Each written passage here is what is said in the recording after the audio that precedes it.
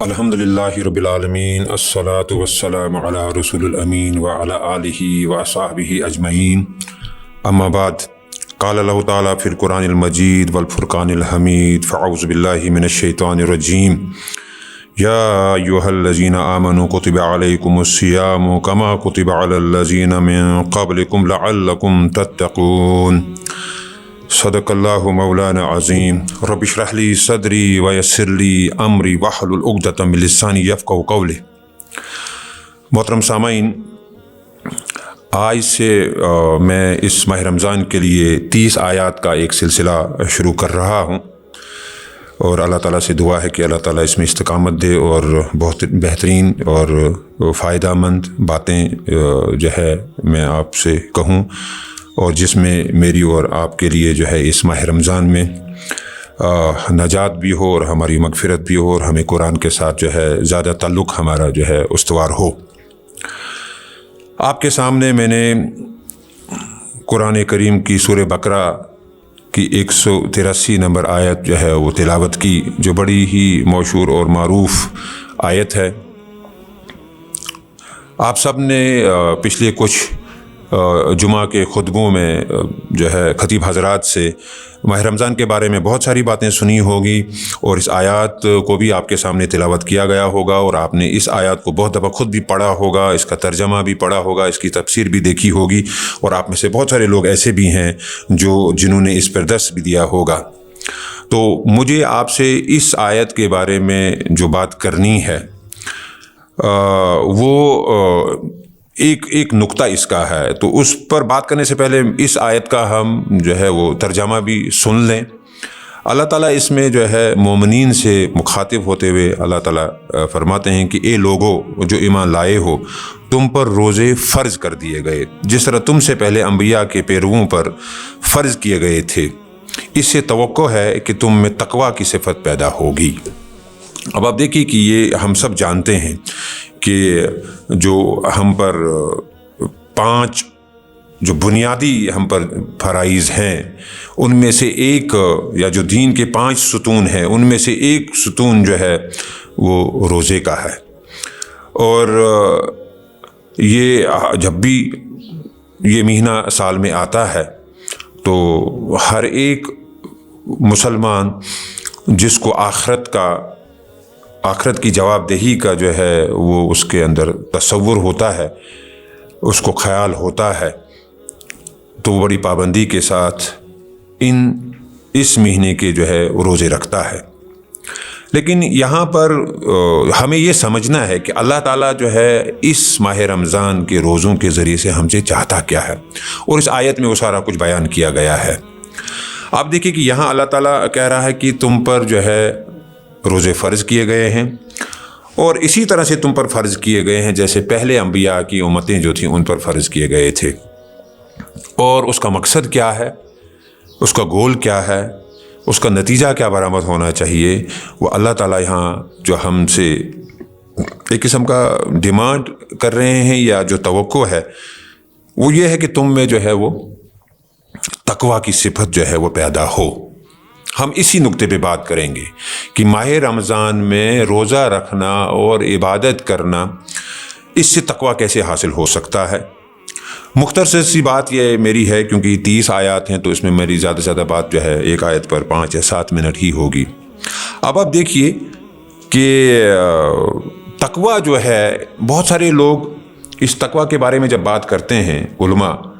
تو کچھ لوگ کہتے ہیں کہ تقویٰ کی صفت یہ ہے کہ ہم جو ہے وہ گناہوں سے بچ جائیں، کچھ لوگ کہتے ہیں کہ اللہ تعالیٰ کی حیا ہم میں پیدا ہو، کچھ لوگ جو ہے تقویٰ کو ظاہری وضاحت سے بھی جو ہے وہ کیا کہتے ہیں دیکھتے ہیں کہ ایک انسان جو ہے ظاہری طور پر کیسا ہے۔ لیکن تقویٰ کا جو روٹ ورڈ ہم اگر دیکھتے ہیں تو یہ عربی کے لفظ کو جب آپ جو ہے اس کی جو ہے کھوج کریں گے تو یہ وقایا سے جو ہے ماخوذ ہے۔ اس کا مطلب جو ہوتا ہے وہ ہے بچانا یا محفوظ رکھنا۔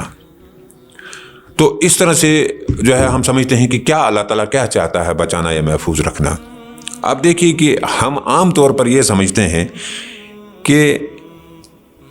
روزہ رکھنا یہ ہے کہ ہم نے کھانا پینا چھوڑ دیا، بس اتنا ہی روزہ رکھنا ہے، نہیں۔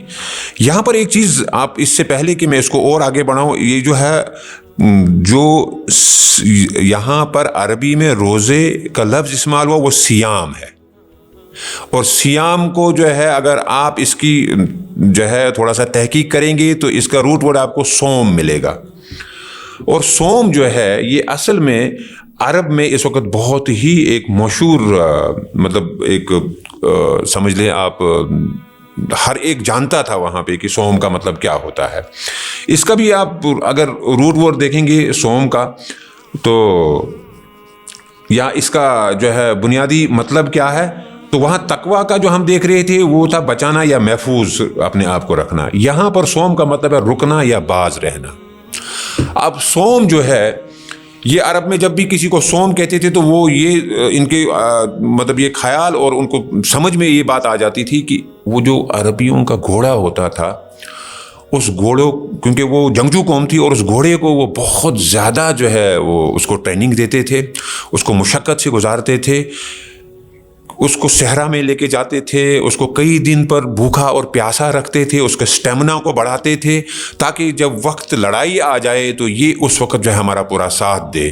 اور ایک بڑی جو ہے وہ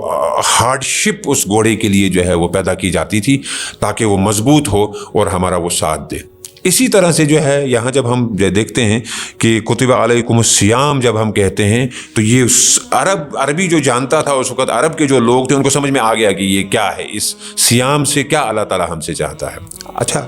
یہ دیکھیے کہ اس سوم جو ہے اس میں سے ہم جب گزریں گے تو یہاں پر جو ہے وہ محنت درکار ہے، یہاں پر مشقت درکار ہے، یہاں پر عام دنوں کے مقابلے میں ہمیں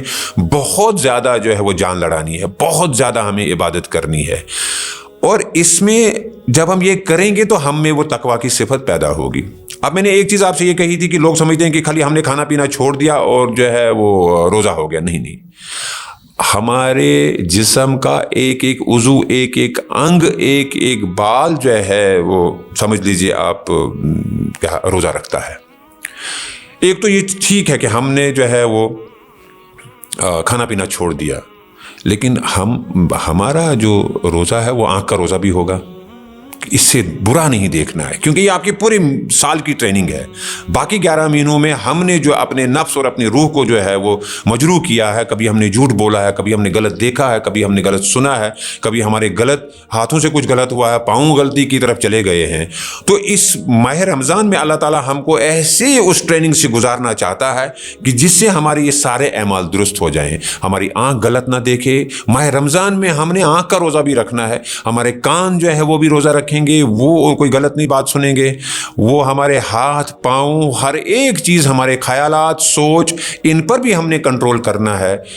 اور تبھی جا کے جو ہے ہماری روح پاک ہوگی، ہمارا نفس پاک ہوگا، اور ہمارے اندر پھر وہ ایک سٹیمنا پیدا ہوگا، ہمارے اندر ایک ایمان کی مضبوطی آئے گی، ہمارا تعلق اللہ تعالیٰ کے ساتھ جو ہے وہ استوار ہوگا، بڑھے گا۔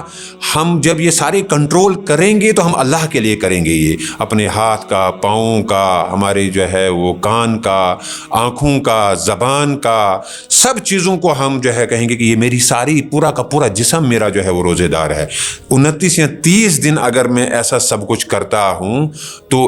اسی وجہ سے میرے اندر جو ہے وہ تقویٰ پیدا ہوگا۔ اگر یہ چیزیں نہیں ہوتی ہیں تو پھر جا کے جو ہے وہ، کیونکہ یہاں پر جو ترجمہ کیا گیا ہے کہ توقع ہے کہ آپ کے اندر جو ہے وہ تقویٰ کی صفت پیدا ہو، تو اگر یہ چیزیں ہم نہیں کرتے، ہمارا پورا جسم، ہمارا پورا وجود، ہمارے خیالات، سوچ، ہاتھ پاؤں، آنکھیں، کان جو ہے اگر یہ بھی روزہ نہیں رکھتے ہیں تو پھر شاید وہ تقویٰ والی صفت ہم میں پیدا نہ ہو، ہمارا جو ہے روزہ رکھنا ہمیں اس قدر فائدہ نہیں دے گا۔ اللہ تعالیٰ سے دعا ہے کہ اللہ تعالیٰ، آپ دیکھیں نا، ایک چیز یہ ہے کہ حلال ساری چیزیں ہوتی ہیں، ہمیں کھانا پینا حلال ہے، اس کو ہم اپنے پر حرام کر دیتے ہیں۔ اسی طرح سے اپنی بیوی سے ملنا حلال ہوتا، لیکن اس ماہ رمضان میں ہم اس کو جو ہے اپنے اوپر جو ہے پابندی لگاتے ہیں، ایک قسم کا حرام ہو جاتا ہے، تو وہ ہم ایک مشقت سے گزرتے ہیں، تو یہیں سے جو ہے ایک سٹیمنا ہمیں پیدا ہوتا ہے۔ تو اللہ تعالیٰ سے دعا ہے کہ اللہ تعالیٰ ہمیں اس ماہ رمضان ہمیں وہ سب کچھ کرنے کی توفیق دے جس سے وہ تقوی کی صفت جو ریکوائرڈ ہے، جس کے لیے اللہ تعالیٰ جو ہے ہمیں اس مہینے سے گزارتا ہے، وہ ہم میں پیدا ہو، اور جب یہ ماہ رمضان جو ہے اپنے اختتام کو پہنچے تو ہم اچھے متقی اور پرہیزگار ہوں اور ہماری مغفرت بھی ہوئی ہو۔ وآخر دعوانا الحمدللہ رب العالمین۔ انشاءاللہ کل پھر ملاقات ہوگی۔